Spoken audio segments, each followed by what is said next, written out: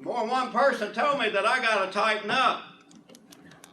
But Brother Lyle, you not only brought the corn, you shook it and fed it to it. Yes. But the only thing is, I think you gave the whole load to me, brother. That was good. You know, Brother Lyle can bring things out. It's a blessing to me. It was great. Yep. It was great. Yep. Amen. Yes. And God gave Brother Lyle a mind that, you know, you can just mention your phone number to Brother Lyle, but he don't have to write it down. One day, me and Mr. Sidney, that's Lyle's daddy, we was hauling putwood. What happened? The whole football team was going to cut the logs and cut the putwood off the land at Pine Hills so that we could buy all football equipment and finish and make that football field and track field and everything. So we had the whole football team on a Monday morning. There, me, you know, Mr. Sidney. Mr. Sidney had his putwood truck and had a 5-gallon bucket for his seat. And we'd crank that putwood truck, but I had to take the battery out so it wouldn't wear out and set it on a certain stump, put another battery in, you know, all that. So I learned my job the first day. On Tuesday morning, guess who was there? You and Mr. Sidney. It was me, John Ogden, and Mr. Sidney, and we cut every stick of wood in that football field, and that track field got built. But on that second day, we just had them, what you call landlines, and since we're in business now, I said, Mr. Sidney, you want my phone number? And see, he had a loader on the truck, but he wouldn't let us use it.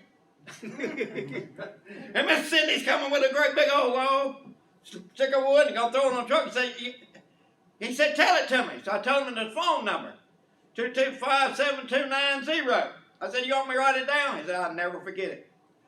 And every day until this day before he died, he might call me and say, Sidney Johnson calling Reggie Forman. And I said, Reggie Forman talking to Sidney Johnson. It's amazing how God can give some people gifts. God didn't give me that gift to remember like that. But I could go home, but I'm not going to do it. But I got blessed last Sunday, and I appreciate, and let me tell you, the purpose of Fifth Sunday is to hear from you. And so many of you's got a testimony or a word. And that's kind of what we want to do on every Fifth Sunday. Amen. So we love you, and thank you for praying.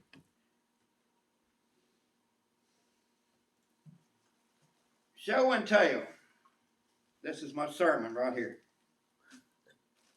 You know what that is? Mustard seed. That's some dirt. That's some dirt. Oh, no. Said go. Dirt. Dirt. D-I-R-T. Ground. G-R-O-U-N-D. The Bible has a lot to say about that. And the reason I bring that is because of something that happened in my prayer time. And I've mentioned it once before, and some of you heard it, some of you didn't. But I was come early, and I lay down on the floor and pray. This was years back.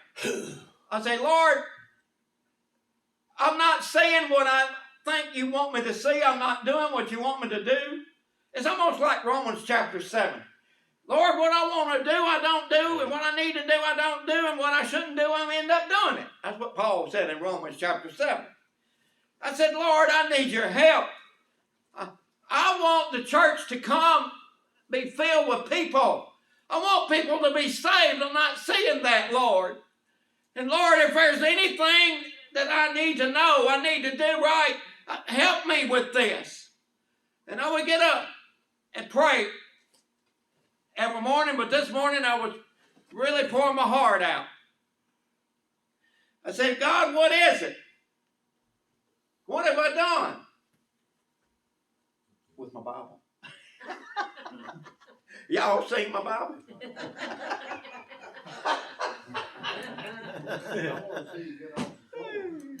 Me too. Hey, look, my Bible holder has been moved. When I was praying, I said, Lord, what's wrong with me? Or what's the problem? And in my mind, and you know, people feel things and say this and that, but it's just clear as it could be, but it wasn't no way my mind normally would have thought this. It came to my mind because of your heath. And say, God's good. He knows I can't spell good. He says H-E-A-T-H. I said, what is that? So I get my Bible and I get the concordance out. And I began to look. And I find heath in the Bible. I never knew it was there. And I began to read about it. Because of your heath. I read it in 3 places it's in the Bible. And then I got my dictionary out. Heath is land that is unproductive because it's never been cultivated and plowed deeply. It is a land of no value because it has not been dealt with to perfect, to produce a harvest. Heath means unproducing, no value, uncultivated land, wasteland, unbroken land. That's what heath is. And I said, because of my heath, and I can know that God was showing me that I needed my self-cultivated. It came to my mind where the Lord said, even Hosea, he says, break up that fallow ground, plow deep down, and cultivate it. Cultivate it. And I began to pray. I began to seek the Lord. I began to pray on that. Jeremiah 17, verse 5. I want to read it. Chapter 17 of Jeremiah. I find Isaiah. I find Psalms, Proverbs, Ecclesiastes, Isaiah, and then I find Jeremiah back here. But Jeremiah chapter 17, verse 5 through 10. Jeremiah chapter 17, verse 5. Thus saith the Lord. The Baptist didn't say it. The Methodist didn't say it. The Assembly of God didn't say it. Nobody didn't say it. God said it. A person didn't say this. Cursed be the man that trusteth in man and makes flesh his arm or strength, whose heart has departed from the Lord. He who has done this shall be like the heath that's in the desert, the heath, the land that never sees any good come, the unwanted. The unwanted comes and inhabits the parched places, in the wilderness, in a salt land, a land that's not inhabited. But blessed is the man who trusts in the Lord, whose hope is in the Lord. For he shall be like a tree that's planted by the waters. And you know, water came out of that rock that followed them in the desert, in that wilderness. Who was that rock? Jesus. Jesus is our rock. It says living water will come out of Jesus. Be like a tree that's planted by the waters. Spreads her roots out by the river. Won't ever see when heat comes. Her leaf will remain green. Not worry about drought. Though it doesn't rain, that doesn't matter. Doesn't depend on the rain. Depends on that river. That's that river of living water. And shall not be careful in the year of drought, neither shall cease from yielding fruit. He says in verse 9, the heart is deceitful above all things, desperately wicked. Who can know it? I, the Lord, search the heart. I try the reins, even to give every man according to his ways, according to the fruit of his doings. God showed me what my problem is. If you trust in this world, if you trust in people,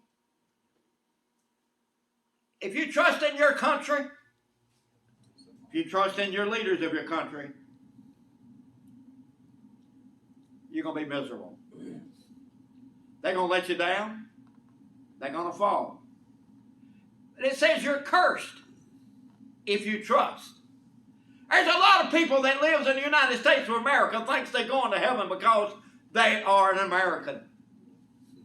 It don't matter what you are. You've got to be born again.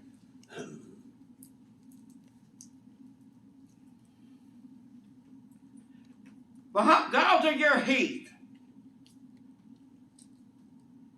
you're not going to make it. Lord, what's my problem? It's the heat. I can give good seeds, God says. Matthew 13:22. And you can plant those seeds. But what determines what those seeds will do and how the harvest will be is the condition of the ground. God says there's some of those seeds that's going to fall in a place that thorns and thistles, weeds will overtake it, and that fruit will be nothing. But the land that's cultivated and has been plowed deep will produce up to 100-fold. You got to dig deep. You got to cultivate that land.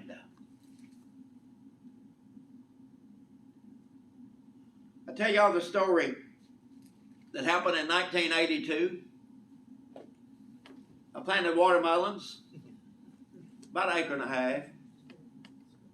I got on my knees and I asked the Lord, I said, Lord, I want you to help these watermelons to grow good and taste good. And Lord, if you will, make some of them big. I prayed that.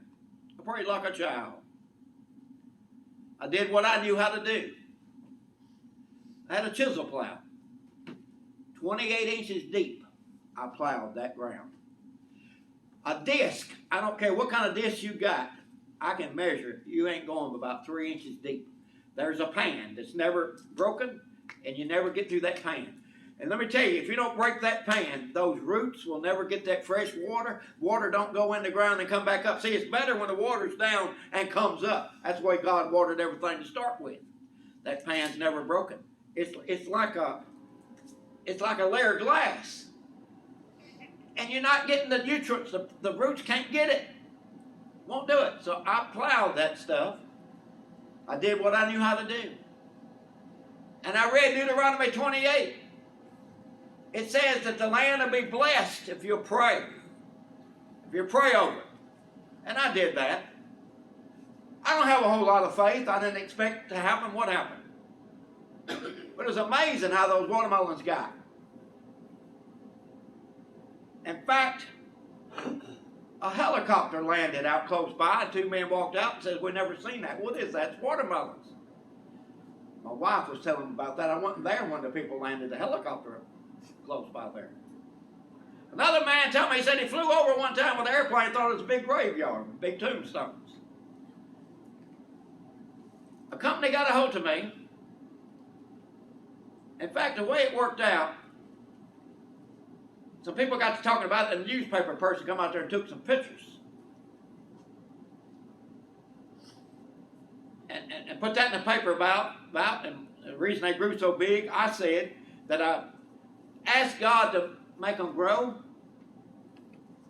and I used Deuteronomy chapter 28. This is before cell phones. This is when you had a phone at your house. Whatever. And answering machine on it. I go to work like whatever. I come home at night, and it might be somebody from Georgia, 2 or 3 from Florida, where the watermelons are raised. And on that, they say, call me back, collect. Where did you buy Deuteronomy 28 fertilizer? We cannot find it. We even search for it, and we cannot find it. I would not call them back, collect. I'd just try to witness to them and tell them. I said, that's Deuteronomy 28, the 28th chapter of in the Bible that says you'll be blessed and your crops will grow good if you pray over them.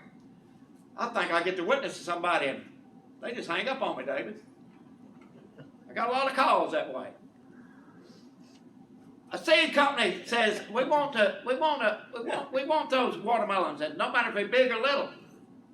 If we send a crew out there, we hand you $8 a piece for them. I said, well, I won't be there, but I'll trust you. And it was unreal the amount of money that was given to me. And they were weighed, and they took pictures of them. And even then, as a worker met record, took pictures. On one scale, one of them weighed 154 pounds, the other one weighed 156. That was just 2 of them they weighed. They used Doyle Whitehead's scales there, them, what you call Cox scales there at Planters Mercantile. They took pictures and wrote about that.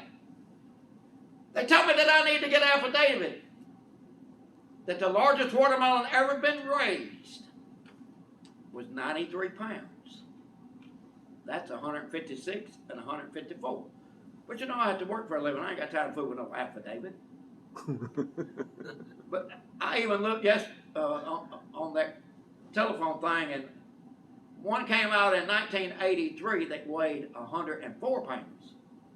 But now, what people's doing is trying to outdo each other, and they're not even planting what you call watermelons, and they run in a wick into a stem with one watermelon on it and have a drum of special stuff like sugar water and other things feeding it. And these things, they call them pumpkins, it's not pumpkins.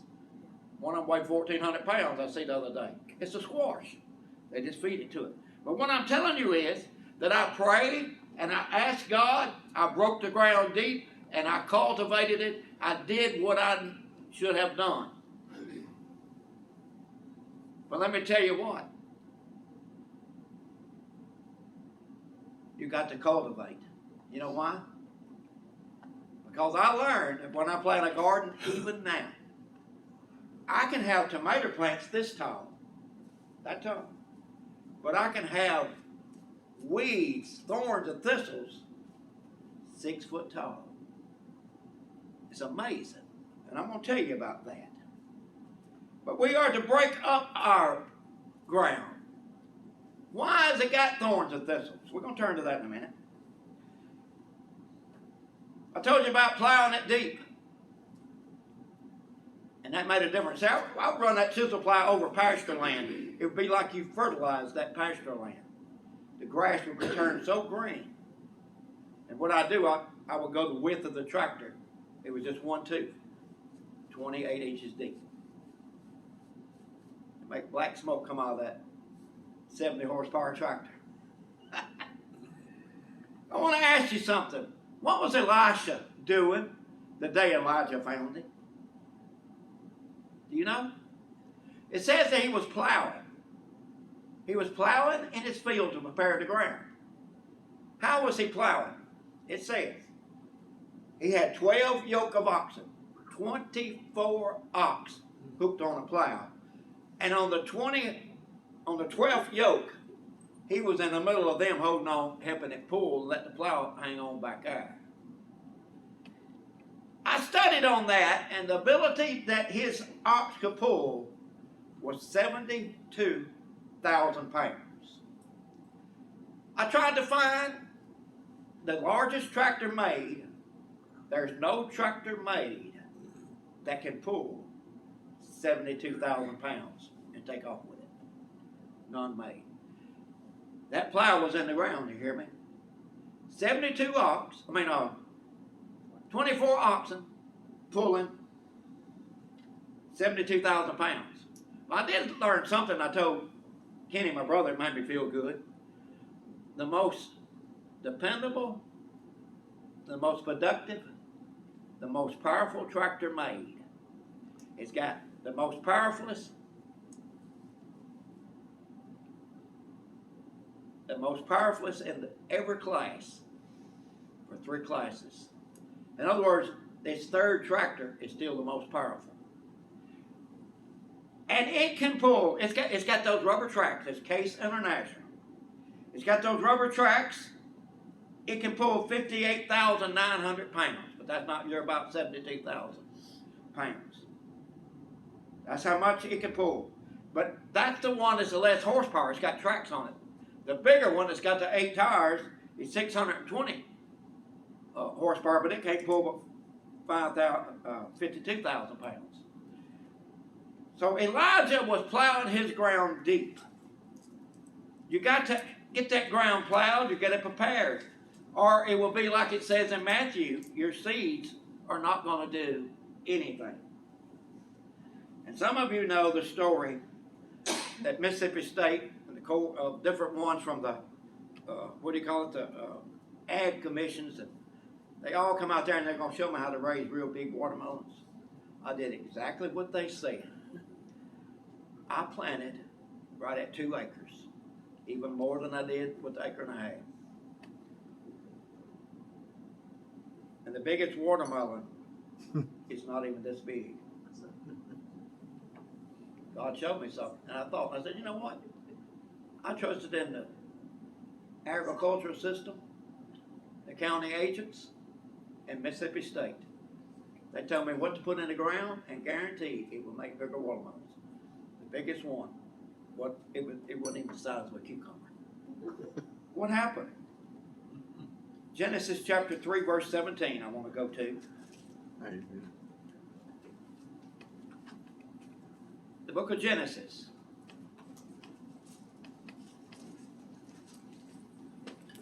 We're going to go to chapter 3, but I want to just read to you chapter 2, verse 7. I can't help but do that, can I?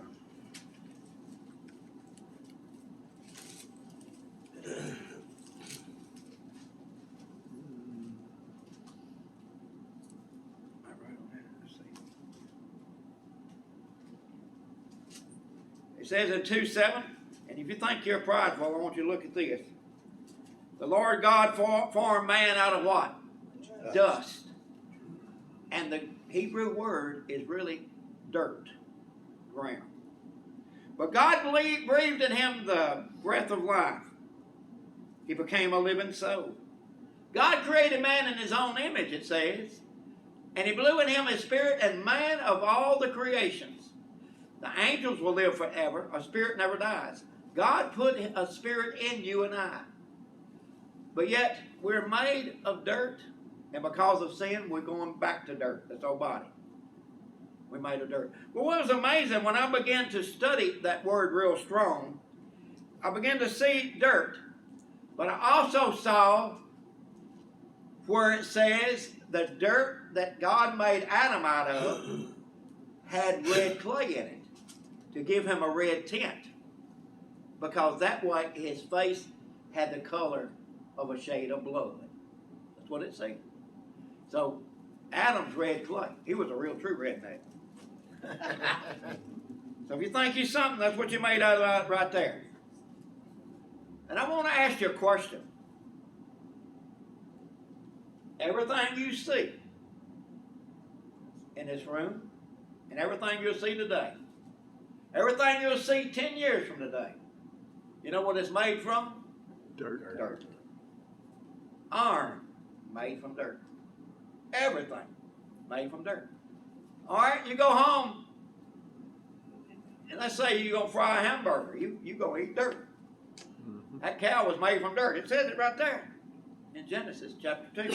That cow was made out of dirt. He made a cow out of dirt. And he eats what? Grass. What grows grass? Grass ain't nothing but dirt. Well, how can a black and white cow eat green grass and give white milk?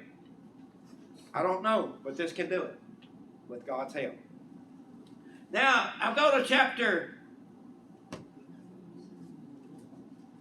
look at chapter 2, verse 19. Out of the ground the Lord God formed every beast of the field, every fowl of the air. And see, Adam was kind of like Lyle. He brought them to Adam to see what he'd call them.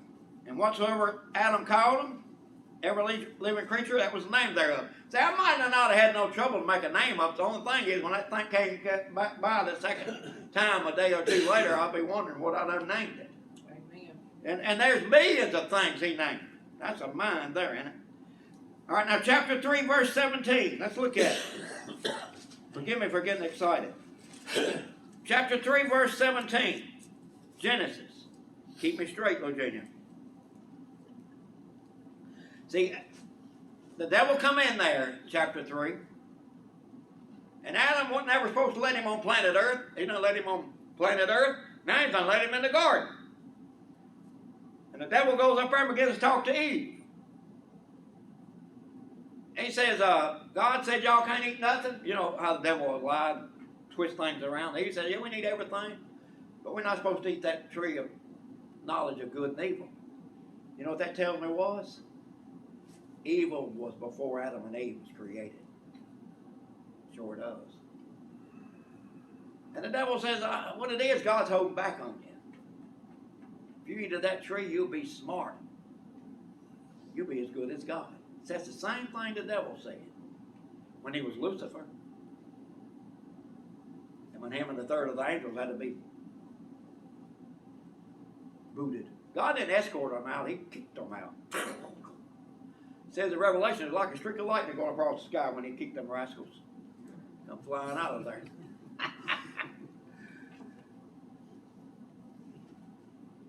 But Eve got to looking at it. See, it's dangerous to be looking at something too long.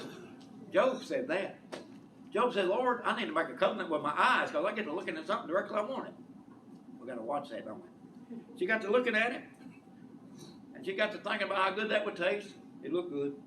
She took a bite of it, and where was Adam the whole time? It says that he was standing right beside her. And she did just like that, handed it to him, he took a bite. And then God's walking through the garden to come talk to them, and they hear the voice of God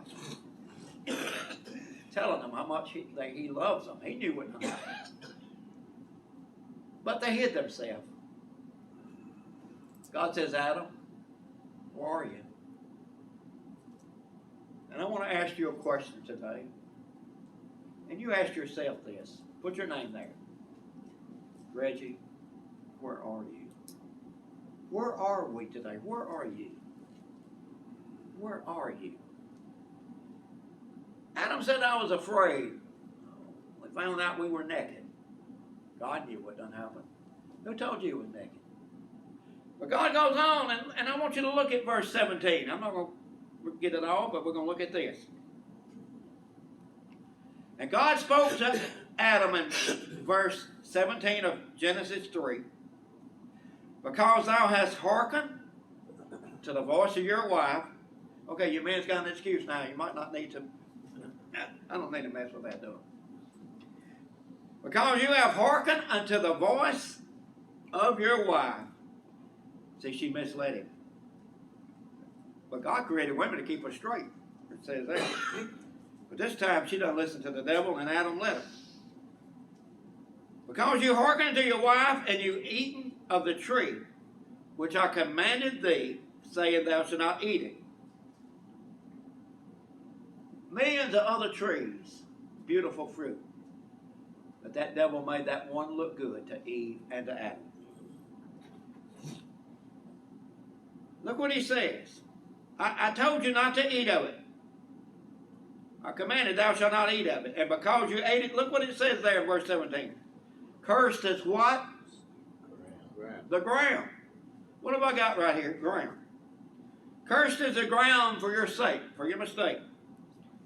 In sorrow thou shalt eat of it all the days of your life. Thorns and thistles. Adam didn't even know what a thorn or a thistle looked like. There was none. Thorns and thistles shall it bring forth unto thee. But you're going to have to work it, cultivate it, and fight those thorns and thistles and weeds to even eat a meal. It says in another place, it says you're going to work from daylight to dark to have something to eat.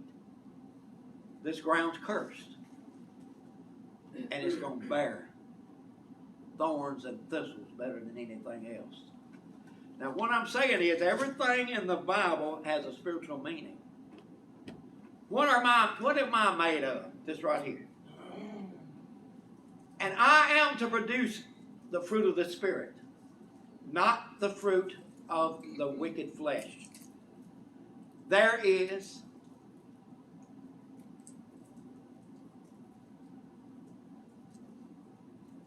love is one of part of the fruit. Joy, Joy. peace, long-suffering, Suffering. gentleness, goodness, faith, meekness, temperance. It's 9 of them. You got to cultivate, because if you don't, there's 18, exactly twice as many. And then the last one says, and such the like, that will outgrow anything.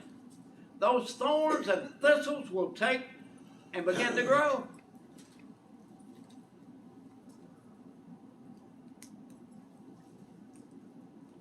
And it will get you.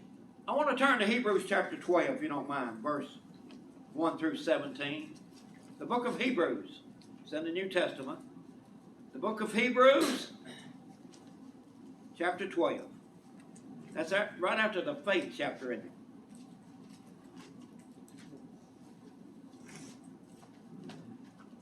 it? Hebrews chapter 12. Verse 1.